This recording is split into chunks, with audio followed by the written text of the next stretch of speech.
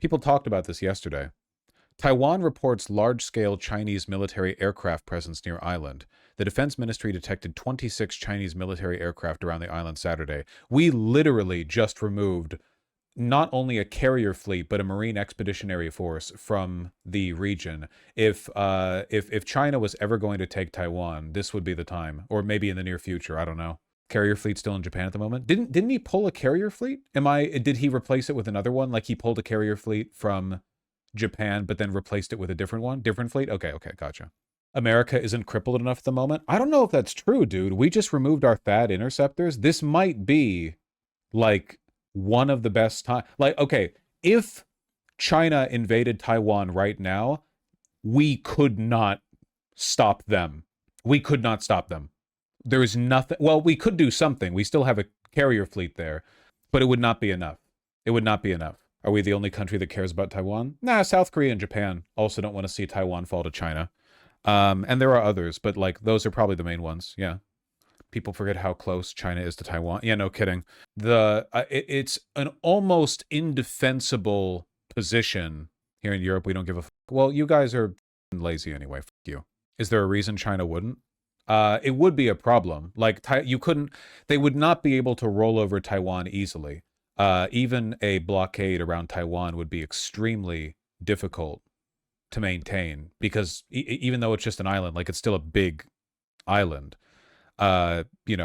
It's tough. It's difficult. The west coast of Taiwan is heavily urban. You'd have to dredge through a city every few kilometers if you're invading. It's a very dense country. It would be a very, very, very, very, very difficult country to occupy, but it would also be a very easy country to shell. It's kind of like, it's like the problem with invading Iran, except if you condensed it all the way into an island that's like 50 miles long at its longest. You know what I mean? Like you have an incredibly dense urban and mountainous terrain, but then also it's small enough that you could shell the fuck out of it, which wouldn't take the island. It would make the world very unhappy with you. Wouldn't it also destroy the semiconductor market, which would screw the world economy? Yeah, that's all going towards AI anyway, you know? Who cares? The ministry detected 26 Chinese military aircraft around the island on Saturday, with 16 of them entering its northern, central, and southwestern air defense identification zone. 7 naval ships were spotted around the island. Well, hopefully nothing comes of this. South China Sea ships. I saw another article on this. Thousands of Chinese boats massed at sea, raising questions. People were saying a bunch of like fishing boats or civilian boats have been massing in the sea. In coordinated actions, experts believe are part of Beijing's preparation. I don't know how true that is, though. Or I guess I should say I don't really know what that means. I don't know why that would happen. And I can only see a couple articles for it. Yahoo News, Times of India. So I don't know. I don't know if that means anything. Wonder if I can find a good video on this. China, Taiwan. Give me something roasty. Give me something toasty. God, so much bullshit, conspiracy bait, fucking slop. So many of these videos are terrible.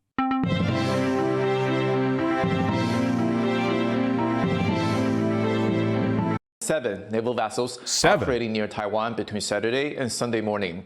16 of the aircraft came close to Taiwan's main island. The increase in activity follows several days of little to no aircraft. I found out the problem. The cuff from my jacket is heavy enough that when I reach forward and pull back, it hits the keys on my keyboard. That's funny. Detected near Taiwan. This follows the conclusion of China's 2 sessions, its annual plenary meetings. A Reuters report says that nice jacket. Officials in Paraguay, Taiwan's last diplomatic ally in South America, have visited China in a bid to sway them away from Taiwan. China has invited over 19 Paraguayan lawmakers, 1 presidential hopeful, and... Nah, this barely covers it. Okay, I'm going to assume it's not that big of a deal. If there was a really big deal about a bunch of Chinese warships moving around Taiwan, I think there'd be more coverage of it. I just don't know that much. I don't know enough about what China's doing in the South China Sea to confidently make predictions. All I know is that I don't want China to invade Taiwan. Though at this point, if they did invade Taiwan, I hope America doesn't get involved just because we'd lose and then we'd be the loser. China's not going to invade Taiwan, Vosh the Mao. I don't know. They've been saying they want to and been preparing for it for like decades and decades. So it kind of seems like they want to. Let's not be complacent. I mean, Russia did it with Ukraine. People denied that as well. God damn, look at how interconnected China is. Look at this shit, man. This is incredible. Look at that. They've built so much. Taiwan will willingly sign over to China when the U.S. collapses. I mean, that seems unlikely, but even if they did do that, that would be bad. That'd be like France surrendering to Germany. Like that would suck. Like that would just be because a massive imperial superpower right on their front doorstep overwhelmed them and their allies fell apart, you know? I feel like that would be really sad. Like if China attacked Taiwan right now and Taiwan surrendered and allowed China to annex them, I guess I would be happy only because it would reduce the loss of human life, because I guess that right now I would assume it's a foregone conclusion anyway, but that wouldn't be me. I wouldn't be happy that China annexed Taiwan. I'd be happy that China didn't violently occupy Taiwan in a bloody conflict, you know? But I don't know. Does China actually want to make the Taiwanese suffer? No, it's not really about that. I think it's that, so for the past, 4,000 years, China has been really, really, really committed as a people or as a culture to Chinese unification. Like, basically, the whole history of the civilization of China has been one of, like, unifying the population. It goes back very far, and it's so complicated, and I don't know everything, but I know that's very important to them. And ever since the Chinese Civil War and Mao taking over and so on, they have been obsessed with sort of undoing their humiliation at the hands of the West and the Chinese national government by retaking Hong Kong, which they did, right? And retaking Taiwan. I don't really think that the Chinese people hate the Taiwanese people. I think they just see them as an antiquated holdover. They see the Taiwanese the way it would be like if the Confederate States of America had a breakaway and they took over, like, I don't know, part of the Caribbean, and then they just stayed there for decades. You know what I mean? Like, the rest of the Confederate States surrendered, the Union, it reconquered everything, right? But then, like, just as a holdaway, just right off Florida's coast, you have the Confederate States. Now, the problem is that Taiwan is not the Confederate States, and they are right now objectively less Hitlerite than China. So it would kind of be like if it was the Confederate States, but now today that like Confederate holdover state was hyper woke. So we, the Chud Donald Trump-led United States, want to take over the woke former Confederate. It's Taiwan isn't woke, no, but compared to China, it is objectively more socially and politically free than China is. That is true. Dog, it has nothing to do with culture or unifying Taiwan. It's just a key interest because it would let them project power in the Pacific. Of course, but it's absolutely also about cultural unification. That's like a huge narrative in the Chinese, for the Chinese government and for its people. Like it's a very big deal to them. It's like their main, like China's not going to admit the reason they've wanted Taiwan all this time is because it gives them a reasonable claim to the South China Sea or whatever, you know, like to extend their borders. Because that's like, yeah, that's what every imperial country wants: more land, more borders being extended further. Every country says that, or every country wants that. There's a greater national narrative here. Yeah, but that's just what they tell the people. I mean, yeah, but like the perceived reason for it is still important. America and Germany were both imperialist expansionist nations at times, but they had very different narratives. The narrative matters. And if you beat the narrative, you make it harder to get away with the expansion. Like without Lebensraum and Aryan supremacy, it's harder for Hitler to justify to the German people that they need to invade the world. And without like the Manifest Destiny, you know, white man reach the coast, Garden of Eden bullshit or whatever, it's harder for America to justify all the up stuff they did to the natives. You do have to acknowledge the narrative, right? The narrative's important. Oftentimes the narrative is more important than the real politic, you know? You're missing that the Confederate island would also be a front for USA's geopolitical enemy. The problem that I have with that is that Taiwan just is not threatening China. It's just not real. If Taiwan was like the base of operations for a hyper-Hitlerite, like Western envoy that was constantly undermining and destroying China, then that would be one thing. Like if they were Israel, you know, but they're not. They're not. Taiwan poses no threat to China, and they're just sitting there building semiconductors and, yeah, you know, doing whatever. They're just not a threat. If Taiwan did represent some kind of Israelite-esque threat to China, then this would be more complicated, and I would maybe have like different opinions on it. But that's just not, yeah, not where we are. Same way Ukraine didn't pose a threat to Russia. Ukraine didn't pose a threat to Russia, but like Taiwan is an order of magnitude more unthreatening than Ukraine was. At least Ukraine being part of the economic EU like trading bloc would have further cut Russia out of their former Warsaw Pact economic alliances. But in China and Taiwan's case, they trade with each other, and also China trades with the whole world. So there's not even like I guess opportunity cost that you're losing out on because Taiwan being allied with the West cuts you off from trade there. Taiwan and China should be friends.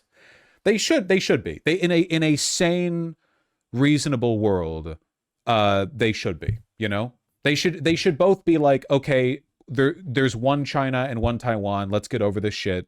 Let's just be normal. And then that would be that. Like, there's no reason why they couldn't do that, except for the national narrative. Also, China's passing ethno-nationalist legislation. Yep, China is not woke. Many such cases, I'm afraid. Not woke. Like I said, China's really, really big on the national unification bit. That's why they were doing the Uyghur Muslim cultural genocide in the Xinjiang province. Like, they're very, very, very obsessed with everyone in China being like Han Chinese, everyone's together, same time zone, same people, same language, same customs, same culture. I think it was the only way China could survive as a single entity back like 10,000 years ago or whatever, back when the only way to get a message from one half of the empire to the other was via horseback and it takes 3 months. But nowadays, I don't know. At some degree of federalization beyond what the CCP already allows is probably necessary. It is a fascistic mindset, for sure. One land, one people. I mean, that's about as straightforwardly, they're really about monoculture, which is why they have a closed internet. Yeah, no, that is the reason why, or that's one of the big reasons why. There are lots of countries out there that hate the West or that that are authoritarian. China's unique with their their Great Firewall. They want to be like culturally distinct. They don't really hate the West. Nah, they don't really hate the West. I just think they want to remain like a distinct cultural entity, and they understand that the greater the degree of cultural unification, the more likely they are to, like, a corrosive influence. Of course, the big joke is that like all of the upwardly mobile parts of China are already experiencing a high degree of Western cultural influence because obviously the wealthier and more educated you are in China, the more likely you are to send your children to American universities, or to keep up with American culture, American movies, to go see the American internet or whatever. So like there's literally no way to prevent cultural osmosis. It is not possible. You can't do it. We will all end up kind of like merging anyway. So I guess my point is that like I hope they don't invade Taiwan, That's my main point, I think.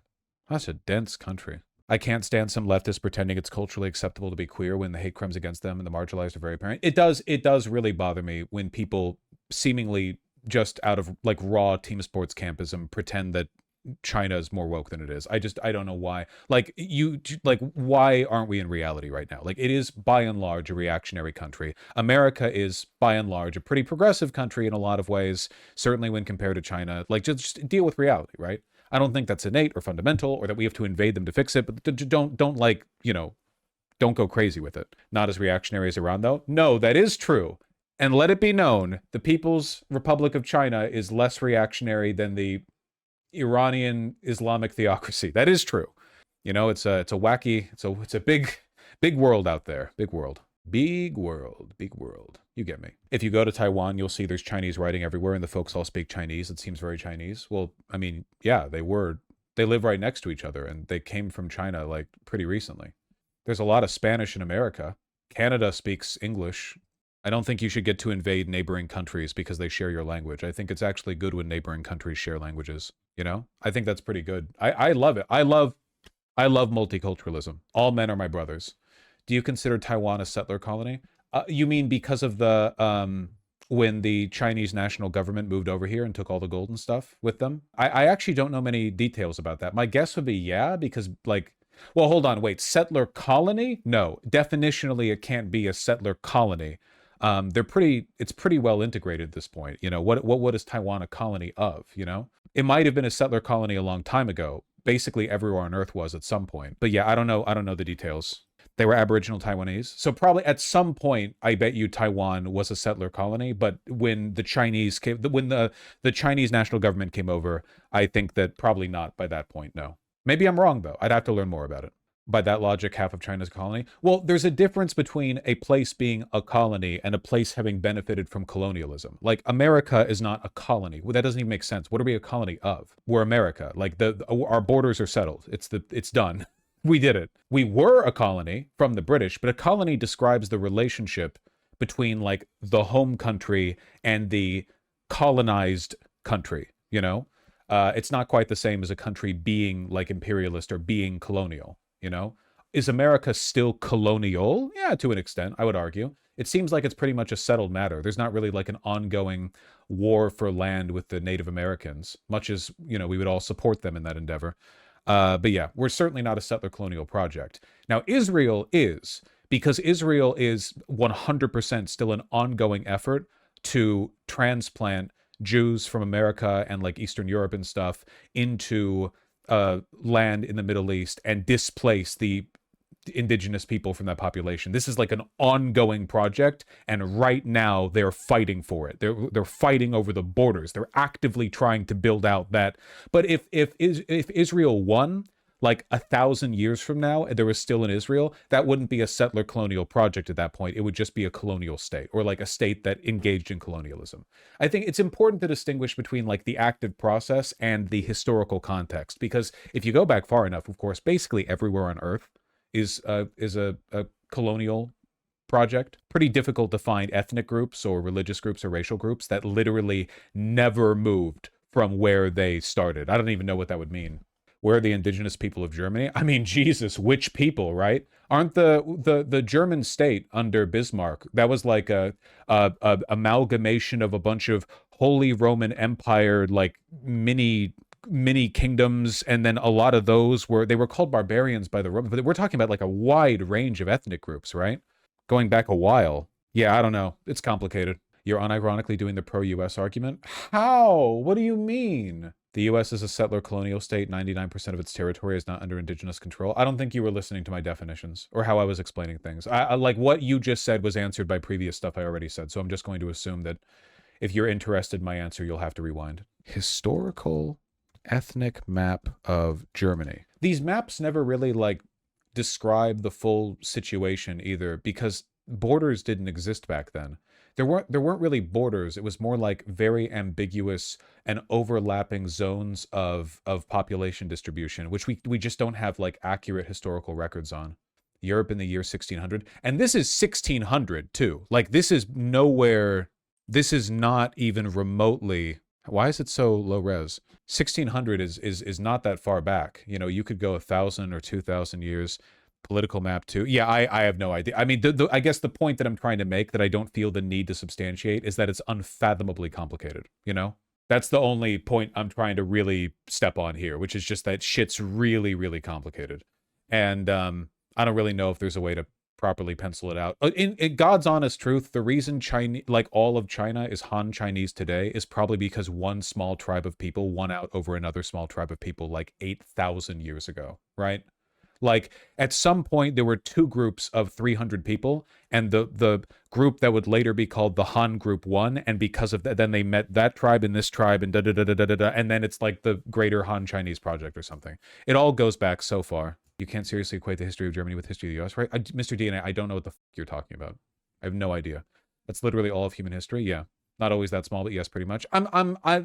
Can we allow a little bit of informed simplification when talking about, like, literally the anthropology of the human race? Is that okay? Can we just a little bit? Can we allow just like a little bit of simplification? Well, that's not the total story. I know that. I acknowledge that. It's very complicated, and I don't know everything about it. I don't know if anyone does. I certainly couldn't explain it with any more nuance if I tried. Maybe a little bit more nuance, but not like a huge amount. It's okay, DeQueen. It's okay. All right. The message of this, the lesson here is, I really hope China doesn't invade Taiwan. There we go. It's fair pitch, right?